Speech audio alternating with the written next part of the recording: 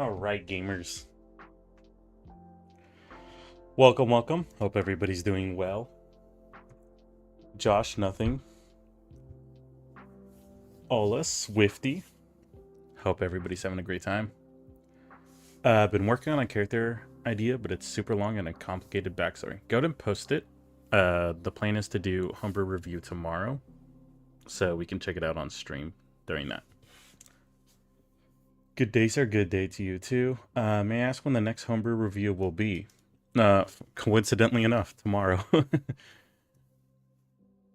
um, so hope everybody's doing pretty well. All right. I think I should switch to Twitch because messages are slow here. They are slow on YouTube, and I tried looking into things, and it's just kind of like, from what I've gathered, you just have bad luck, if that's the case. A lot of people have said they've tried things, but it kind of goes back to it. Twitch has been pretty consistent. It's not the end of the world if you want to watch on YouTube, because when we're making dungeons like this, we don't exactly need super quick interactive chat responses. But if it is a red line for you, then I would suggest Twitch is pretty fast with its speed. Roll the RNG gods. Yeah, definitely. All right, so we did our Twitch versus YouTube dungeon. That was our third dungeon, right? What was our second one? Oh, this is where you guys were placing traps. It's been a minute, so I'm trying to remember where we left off. 1 second, I'm gonna have to mute up.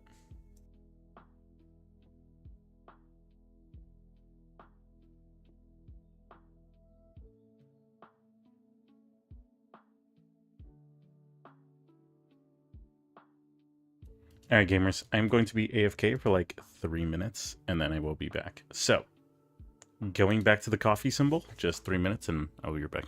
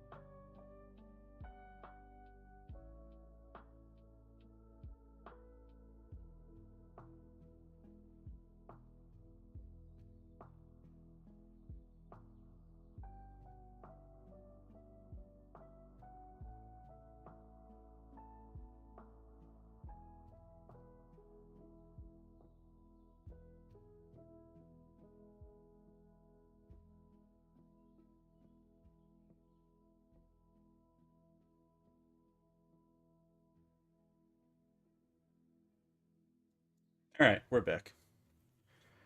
We quickly forgot to feed our cat before the stream, so made sure he had his food.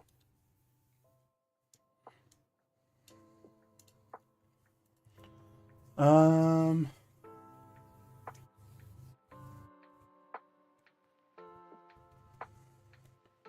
right. Master, welcome. Hope you're doing well. All right, so for this one, the concept was...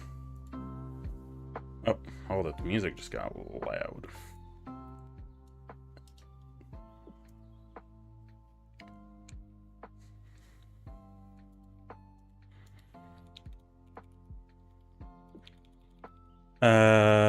Realms in between. Oh yeah, we just... Shifting Realms dungeon is the best way to say this.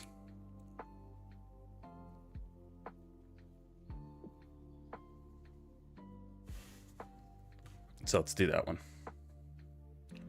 Wait, when is the next homebrew review? It is tomorrow.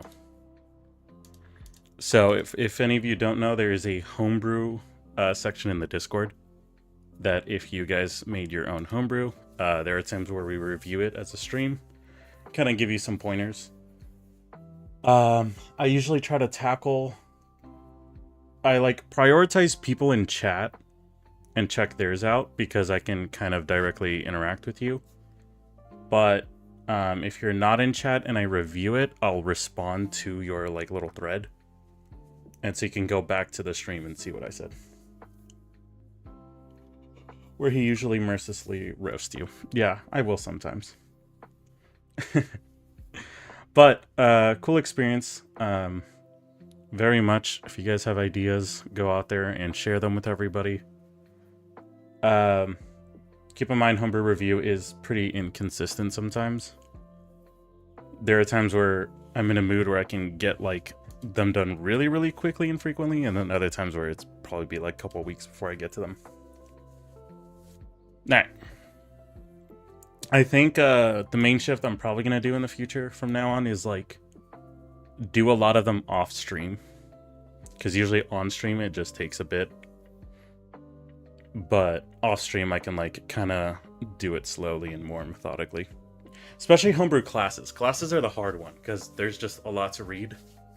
And people can kind of like lose interest halfway through. Your mind kind of goes numb. Alright, let's get into this. So, we want to make a dungeon that has you shift between the ethereal realm and the real realm, or the material plane. Who was the one who suggested this? I totally forgot. But then we can't watch you roast those people. You can see it in a chat feedback. Wifty, cool, awesome. So we are tackling your dungeon today, Wifty. Alright, gamers. We're gonna have to design this in a...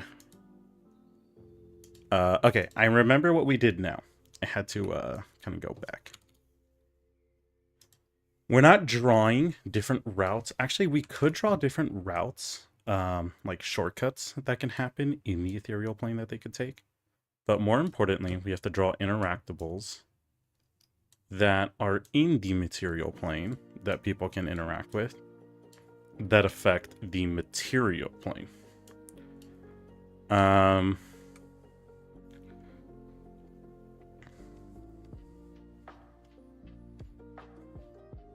So, start thinking of interactions that you guys want.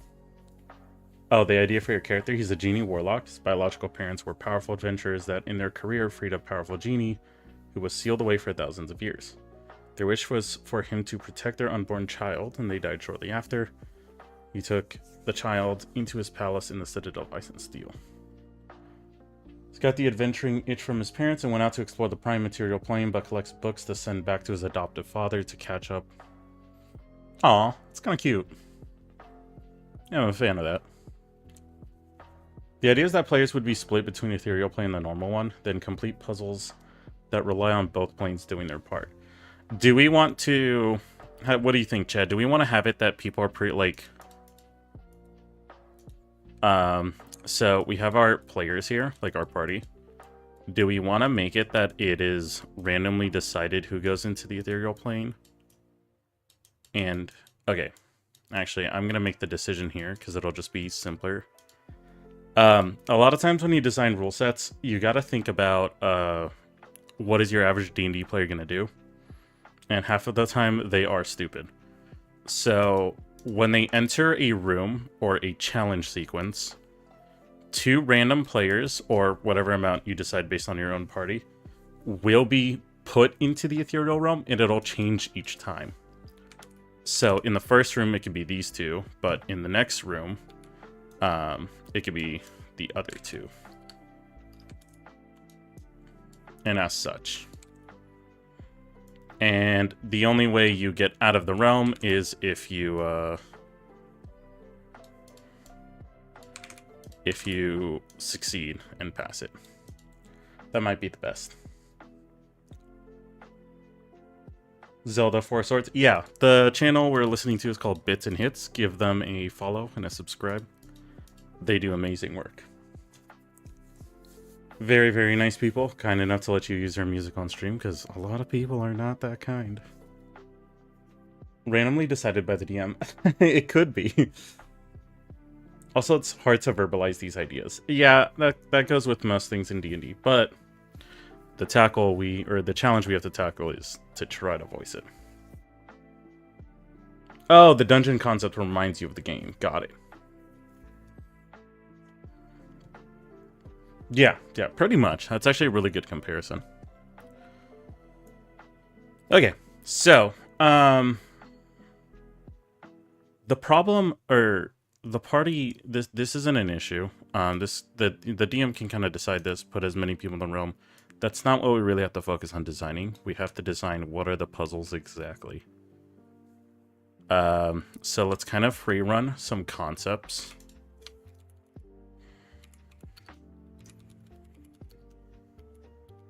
And solutions, right? So like a lever that opens a trapdoor.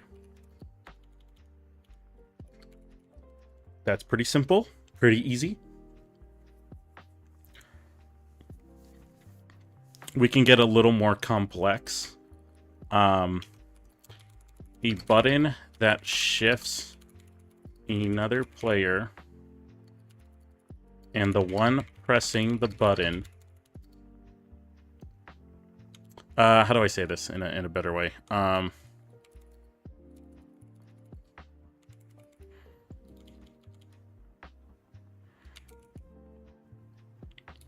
I guess, like, okay, so what I'm trying to say is that a button that you click and it changes who's in the ethereal realm and who's not, in a way that sometimes you need to get to certain sections of the room in the ethereal realm, other times you need to go into the material plane.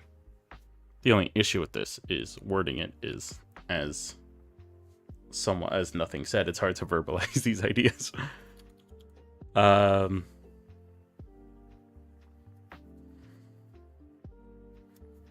A puzzle in which there are gears and planks that rotate, where you can only rotate the gears when in the middle of it.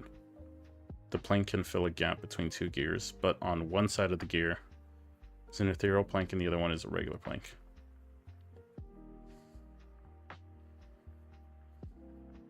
Tell us to join the Discord call to explain. That's a cop-out. We need to get good.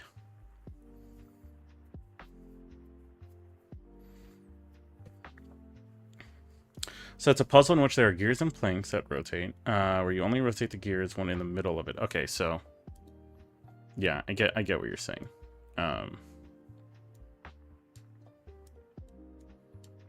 Like, you theoretically have planks, but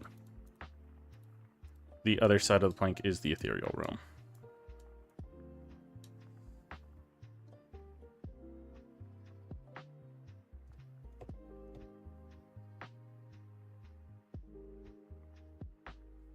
So in that case, they have to kind of shift between where they're trying to place the planks. That could work for one of the rooms. So let's just extend it out into over here where they would like eventually go to.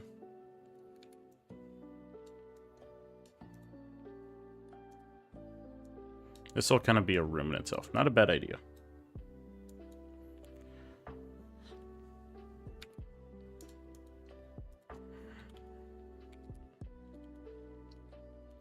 That changes which players are in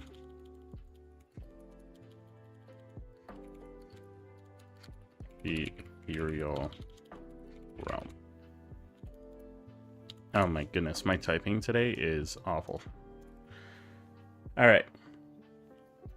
So, this first one, probably going to be very simple. Usually what you want to do is the first room should be the easiest, to kind of grasp them into the idea of how this dungeon's supposed to work. Now, keep in mind, you're probably going to spend the most amount of time in the first room while they try to figure the simplest stuff out, but that's all right. Doesn't need to be four sides. Essentially, the ethereal planks can't be seen from the real world, and the real planks can't be seen from the ethereal plane. This forces the players to split up between the ethereal and the material plane. Yeah, that's good. I think the thing we got to consider is that how are the ethereal plane and the material plane going to communicate to each other? One option is we could give them sending stones.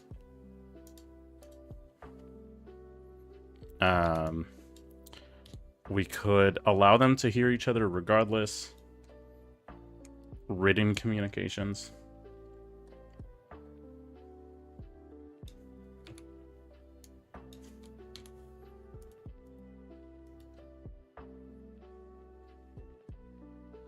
Right.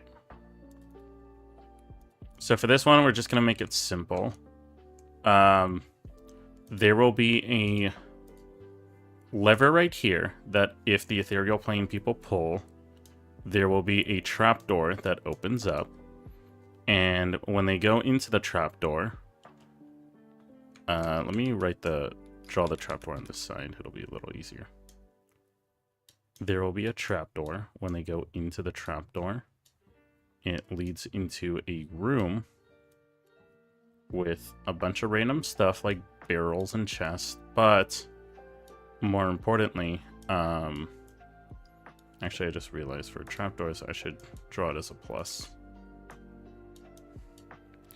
It'll come across a blue lever that when they pull opens up this door right here for the ethereal plane people to go through. And when they go through here, there will be a blue lever, or sorry, another button that when they click opens up the green door for them. That's just kind of an easy way to explain how this is kind of going to work out. Let me scroll up. Problem: boulder that blocks a descending hole in the material plane. Solution: a 10-pound bottle of ethereal oil is somewhere in the ethereal version of the dungeon. So let's copy that. It's gonna copy this every time. Material. So here's one option. I did put that there are puddles that reflect into the planes on both sides. Oh yes, that's what water's for.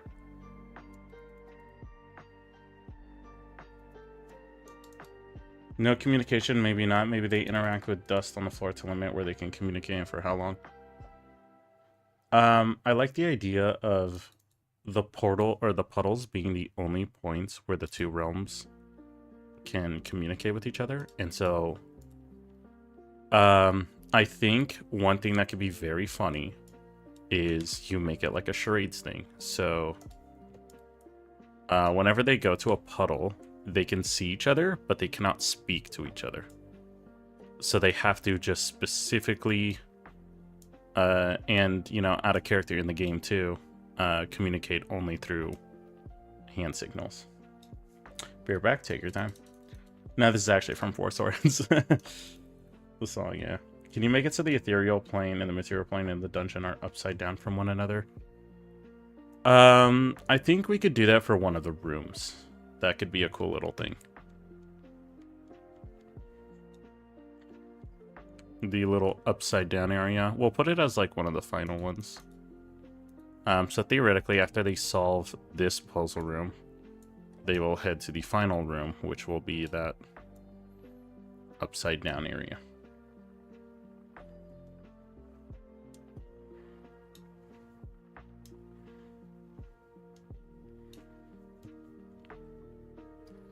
Okay, so theoretically, this door opens up. I kind of want to do something where there might be some backtracking. So let's put additional things to interact with. One of the things I want to do is I want to have a chest. And in this chest is located items. Actually, let's put it more over here. In the chest, there will be items that will help them in the ethereal plane, and they would have to go and transport it through one of the puddles. The puddles will be small enough for items to be going through, large enough for items to go through, but too small for any creatures to go through. So something that would be kind of cool is players transporting different items. The only issue with this that I could see is they could transfer notes, right? Like write on a piece of paper and use that to communicate. Honestly, I'm kind of okay with that. That'd be a creative way for them to figure out how to solve it differently. And that's kind of the point of D&D, is there needs to be multiple ways to tackle a solution, not just one. Or sorry, a problem, not a solution. I mean, because of the puddles, they look upside down already. They do. But I think also, when they look at the puddles, they'll just see that the roof is different in general. Makes it so the water damages the notes on the paper. That is also something you can do. Yeah, that absolutely works. But you know, it's as easy as like, you will find a player that's like, hey, I have like plastic wrapping I can put it in, or like, you know, something to cover it or protect it. Communication wall. Glyphs can be inscribed onto it, both realms of the dungeons, but only visible to the other realm. Each realm only has enough. This is not a bad idea, actually, Keith, too. It just could be a nicer way to say it's upside down. Yeah. I mean, I like the idea of incorporating both. Mainly because I think I want one of the challenges to eventually be that, like, players can walk into things that could mess it up for other people on the other realm, but I'm not exactly sure. It's just more of like a spitball idea right now. Okay, so let's put the glyph thing that you are talking about in the room that nothing also mentioned. We're gonna just draw the... So over here will be like a glyph wall they can use to talk to each other, but they're gonna have to use the little levers and platforms to get themselves there. That being said, we kind of want them to enter through different ways. So if you are part of the ethereal realm, coming into here, we'll say is the block off. Let's draw a green door. And so when people come through here, they'll be separated again. And so there will be an ethereal button and a material button.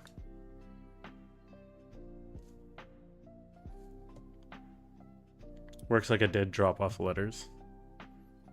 Yeah, I think that's good for this room. Man, the hard part about like designing D&D dungeons is you can't design them, or sorry, like puzzles. You can't design them as fun as like game puzzles are, because those are very visual in your face in 3D. These ones have to be in your imagination, so you have to articulate, like, you're kind of limited on what you can do unless you put physical props. We're doing a multi-dimensional boss fight where there are a lot of puddles and the boss invisible to the material plane, and we'll prioritize attacking them first. The way the ethereal buddies will be forced to try and help those in the material plane. We can have a boss that jumps in and out of it. And that could be kind of okay, so for our final boss idea, we have already discussed that there are... Where are they at? Phase spiders, right? So the final boss will have to be a giant spider. And what we can do is, because this is going to be our upside down room,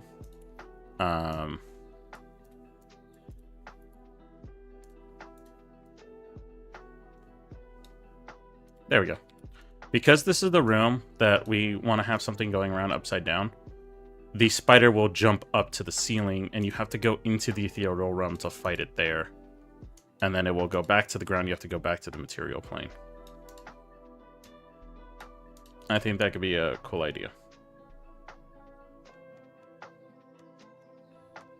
Maybe when it switches dimensions, it can only attack those of the other dimension. That power would be a little too, like, lore-wise. You would have to say that now things can attack cross-realm. I'm okay with it being like, hey, it can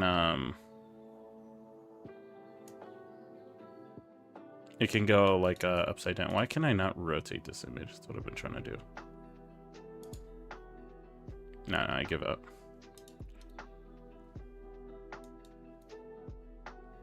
So yeah. Alright. So, business aside, our ethereal plane right here. Give me 1 second. I need to check for something real quick.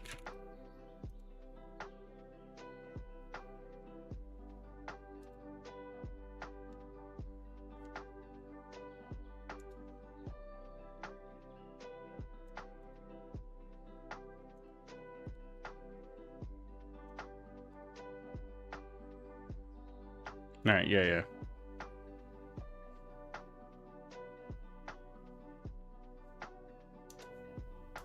Okay. So yeah.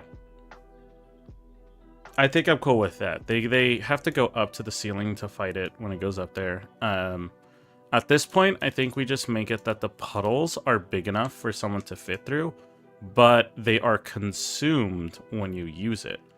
So it's kind of like doing your best to decide when you use these portals to go to the other realm. And we will say while it's in the ethereal realm, if no players are attacking it, it heals. I'm almost designing this like a WoW boss.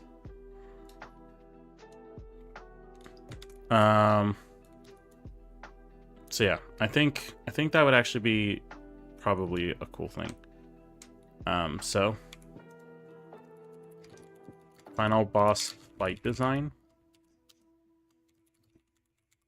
Spider will shift between. Let me write it up here.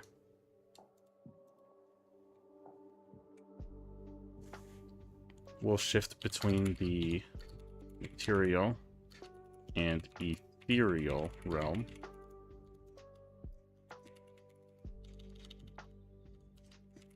Players can step into a puddle to be transported to the ethereal realm.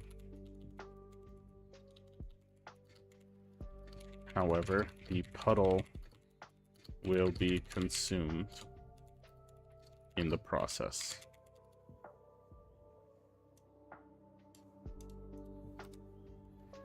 And then if no players attack the spider in the ethereal realm, it will heal itself. For one turn. Yeah. And then the spider will have a mechanic that will... I don't necessarily want a mechanic that will... Phase Queen? Yeah, that's actually cool. Phase Queen Spider. For a name. I don't want a mechanic that takes them out of the ethereal realm. Instead, I want it to be that in the ethereal realm, the spider will web you.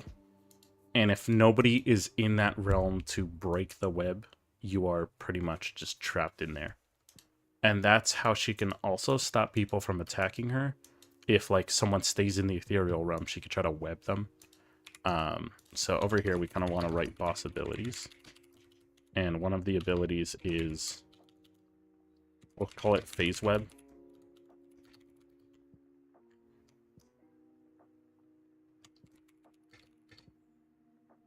The queen can shoot a web in the ethereal realm.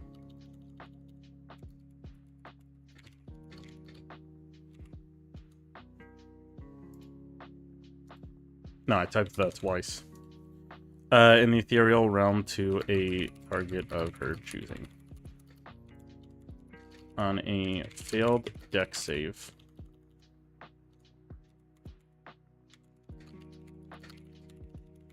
the player is... what are the conditions? I wouldn't really say they're petrified. I know incapacitated might just be the best one. I believe incapacitated is the one that fits.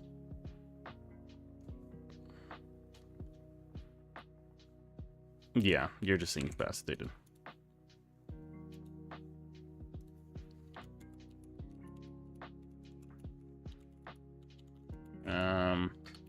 Okay, do you guys think that... oh, sleep takes me from now. See you tomorrow. No worries, Z-Master. Have a great one. Take it easy. Thank you for tuning in.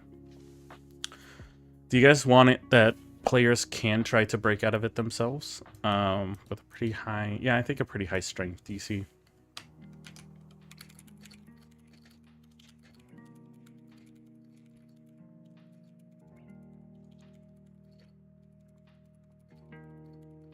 We'll say it's 18 plus. Okay, well, that's number 2. 1. Number 2 is I think spawning more like little spiders, right? Every spider definitely needs to do that. So we can call it Zergling. Gotta go. I'm pretty bummed out today. Sorry, I shall see you tomorrow. No worries. I hope you're doing well, nothing, and taking care of yourself. And I will see you tomorrow. Get some well-needed rest. DC 16 or 17? I don't want it. I want it to be pretty hard to break out, and the reason for that is because it needs to be detrimental if like no one is there to help you break out of the web. But I still want it to be like somewhat possible for you to break yourself out of it, just really hard. Make a venom that will trap them in the realm they're currently in for a bit. I think if you're in the ethereal realm, we have to decide how can you get back to the material one if you need to.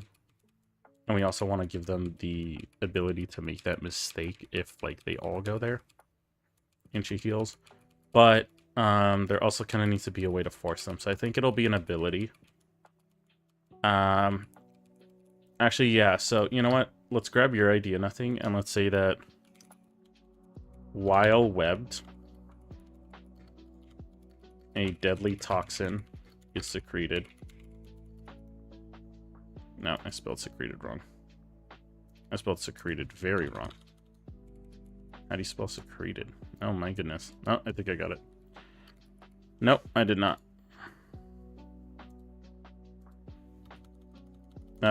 Deadly toxic.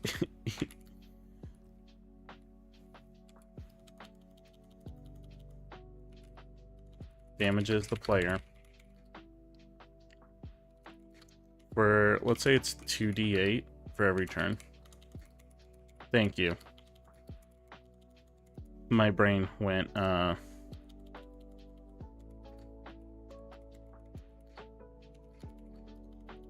brain went goof for a second. Player for 2d8 every turn. If the player is restrained for 3 turns, they are teleported back to the material plane. We'll say the toxin.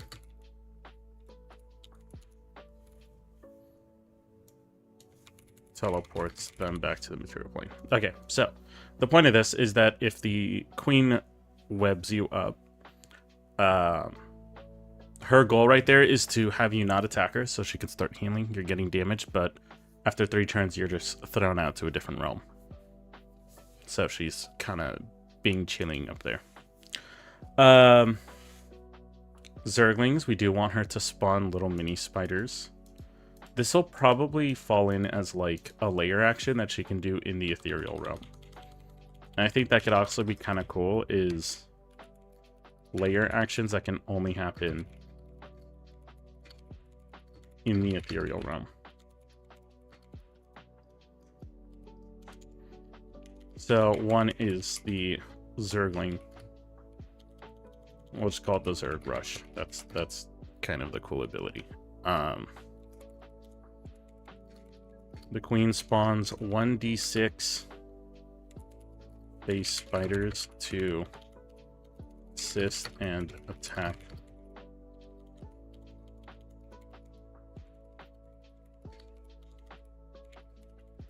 Okay. The point of this is also that it makes it more and more dangerous if people are not handling the ethereal realm, because it'll get more and more fortified. We are going to use the same ruling, though, as a dragon's breath weapon. Where every time that she does this, she needs to re-roll. Yeah, the recharge on a 5 to 6. Okay, so in case anybody doesn't know what this is an ability that every time it's used, they have to roll a d6, and they have to hit a 5 or a 6 to be able to use it again. If they don't hit that number, then, you know, they have to take a long rest before they can do it. So, that's just the first kind of layer action. I think another one might be Consume. Actually, yeah.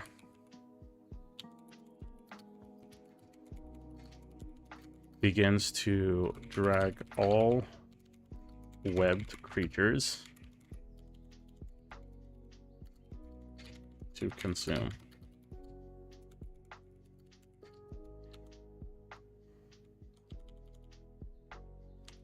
At the end of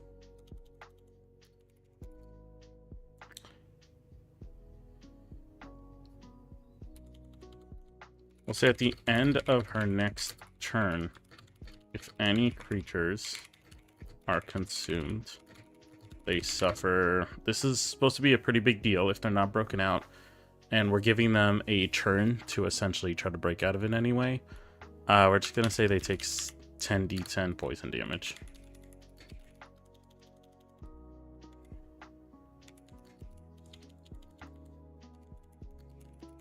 Man, the fun part about all this is, whoa, we went somewhere else. Get to see all the mistypes. Oh my god, no shot.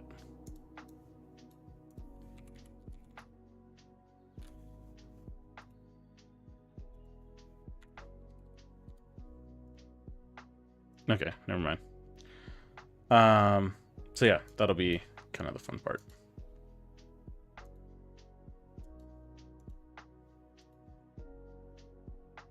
Oh my god, I just realized I put this in like probably the worst spot ever.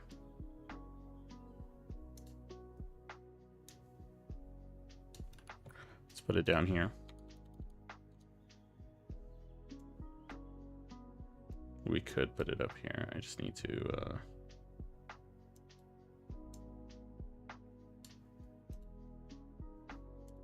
grab you guys, and I'll probably just move you guys over here.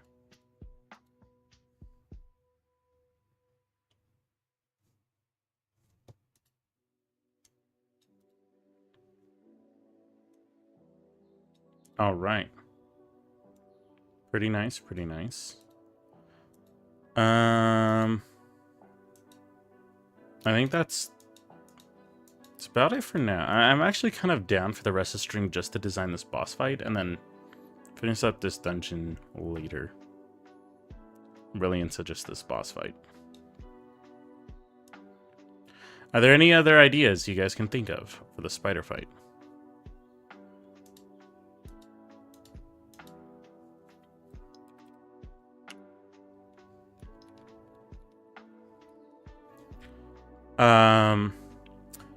We could have some kind of interaction if she damages one of the zones. It can start being a bit of a problem.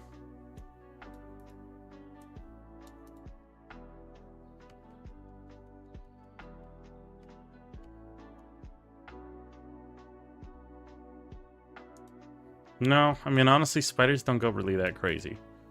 Let's see if the face spider has anything that's special, and then we can, like, drastically increase how strong it is.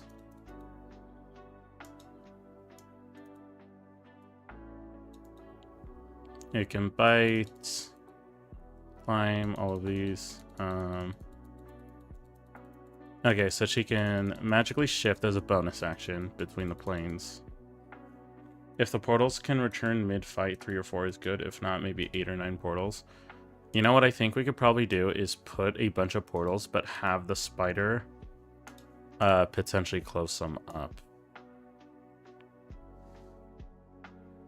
Based on the positioning. Or what if we could say, just to not completely screw it over, phase shift. So as a bonus action, the queen can teleport to the ethereal realm.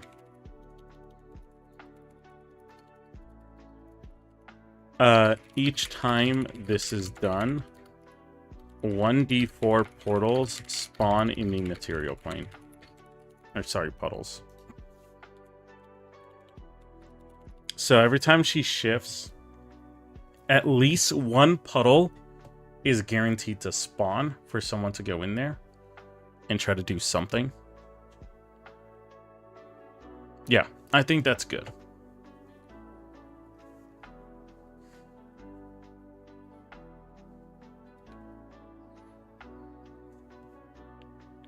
I don't think there's anything else phase spiders get. That's about it.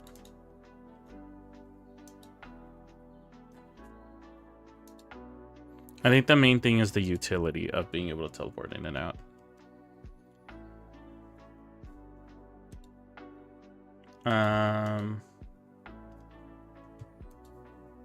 The last thing we can do is kind of just write up stats for them.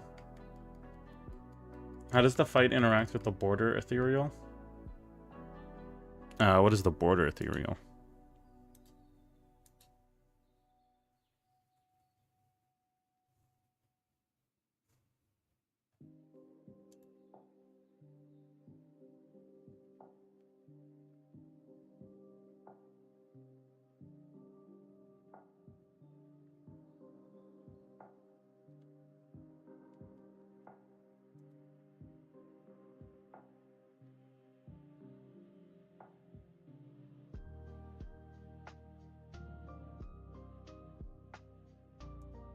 I'm gonna draw a little puddle here, so.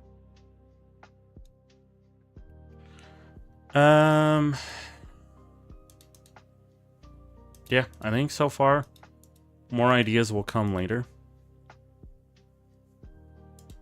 And then if we wanted to design this, what we can do is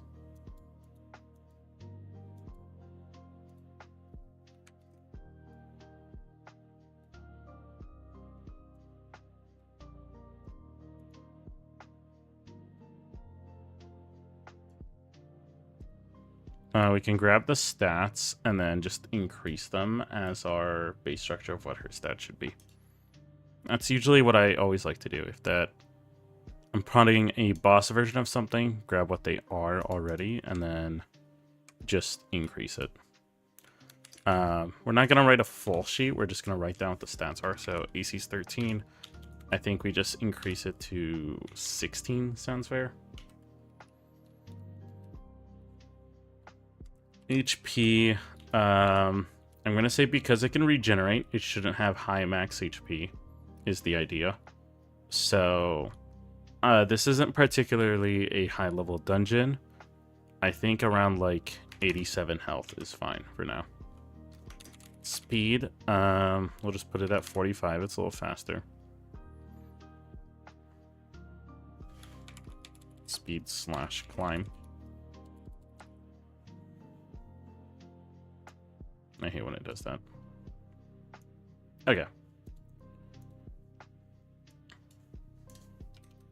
Stats. 130-ish for the speed. That's insanely fast. We could do like 50. That might be good.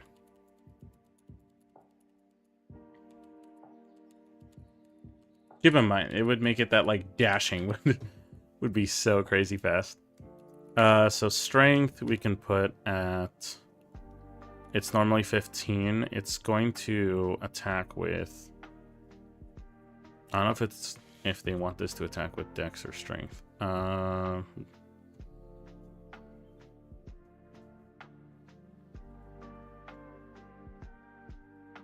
guess it's supposed to be even. So let's just throw it at a nice 20 for them both.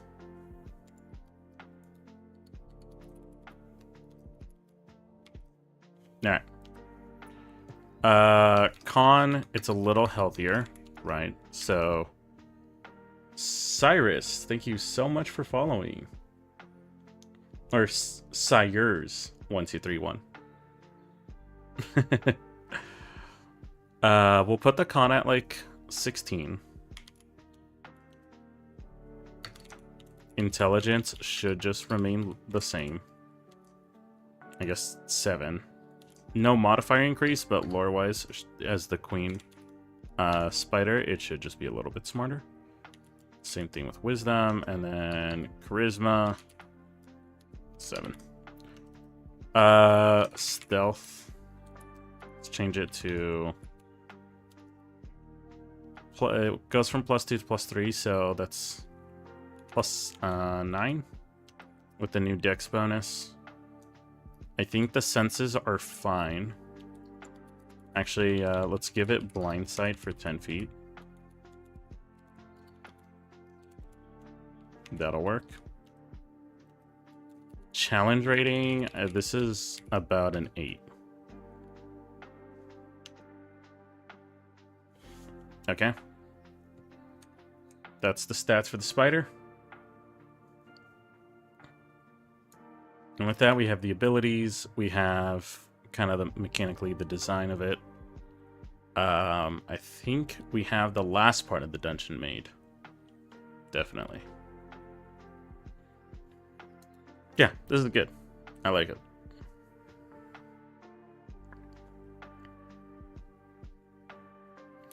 All right.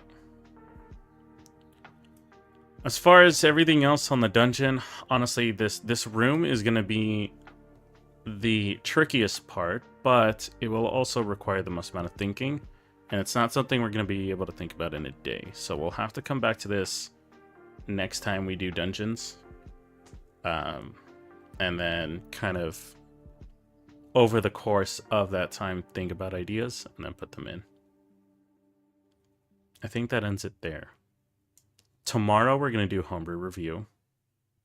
I don't exactly have anything planned after that on the schedule, but I do want to try something new, new concepts, new ideas. And then on Thursday, we'll be back to dungeon making. So, if anyone wants to see how this ends and concludes, tune in on Thursday. Other than that, feel free to jump in on some other stuff. There's the Discord if anyone has not joined, because we're doing homebrew tomorrow. Feel free to join, post your homebrew, and there's a chance that we'll be able to get to it tomorrow and review it as a stream. All right, it has been fun. I'm glad it has. Thank you for taking your guys' time and spending it here with me. I appreciate it. Hope you have a great rest of the night and take care of yourselves. And as always, have a nice cup of coffee. Peace!